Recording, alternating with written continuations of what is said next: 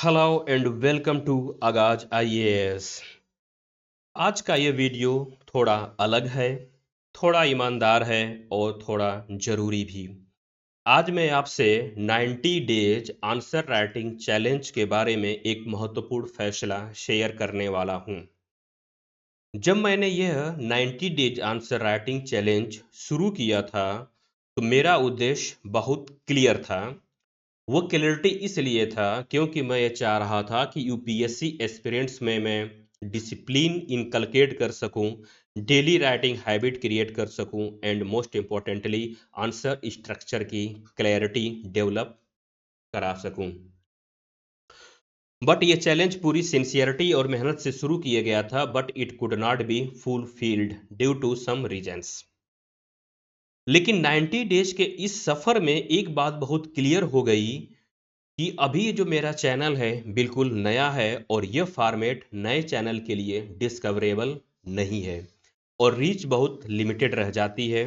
मैंने देखा है कि चाहे कंटेंट कितना भी स्ट्रांग क्यों न हो, वीडियोज 40 to 60 वीडियोज व्यूज पर ही रुक जा रही है।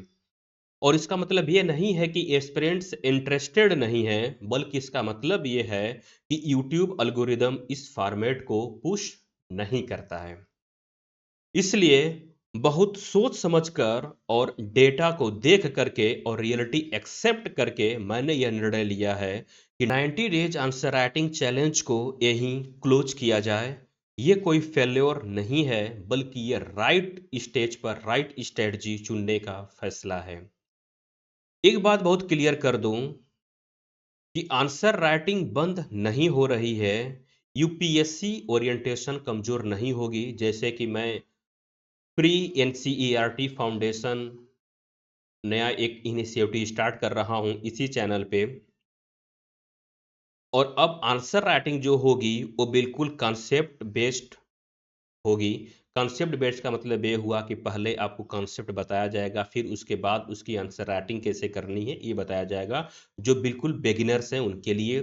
और इसमें हम क्या करेंगे, एनसीईआरटी और जीएस फाउंडेशन दोनों को हम इंटीग्रेट करेंगे और इंटीग्रेट करके आंसर राइटिंग कैसी करनी है इसके बारे में बताया जाएगा। अब क्वेश्चन ये आता कि अब हमारे पास आगे का क्या उपाय है। तो अब आगाज आईएएस पर क्या फोकस होगा। तो अब ये फोकस होगा कि एनसीईआरटी फ्रॉम स्क्रैच से बिल्कुल पढ़ाई जाएगी। जैसे कि मैंने इसका इन ओरिएंटेशन सेशन लिया हुआ है और मैंने बताया है कि एनसीईआरटी बिल्कुल स्क्रैच से कैसे स्टार्ट करनी है और इसको कैसे कंप्लीट करनी है। और जो भी जीएस का कॉन्सेप्ट है उस जीएस के कॉन्सेप्ट को कैसे हमको आंसर राइटिंग के साथ में लिंक करना है।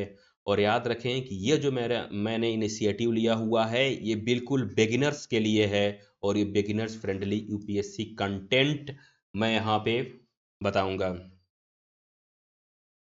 और इसका पर्पस ये है कि जो high advanced answer writing program होता है वो अभी बिगिनर्स के लिए सूट नहीं करता है और इसीलिए उनके लिए इफेक्टिव नहीं है, और जिसका रीजंस मैंने बताया था अभी। जो भी हो, फ्यू एस्पिरेंट्स जो मेरे ख्याल से डेली आंसर लिखते रहे होंगे, जो जेन्युइनली इस इनिशिएटिव को सपोर्ट करते रहे हो, मैं आपका दिल से धन्यवाद करता हूं। आप मेरे साथ बने रहिए क्योंकि आगाज आईएएस बंद नहीं हो रहा है। आगाज आईएएस अब सही दिशा में आगे बढ़ रहा है।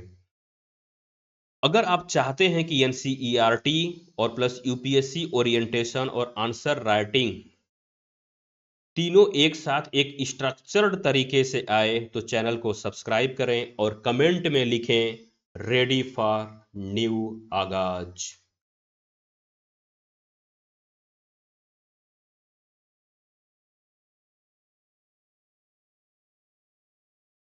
So if you want NCERT chapter wise MCQs, PYQs and notes, then you must subscribe Agaz IAS, as you know that NCERT master course has been launched.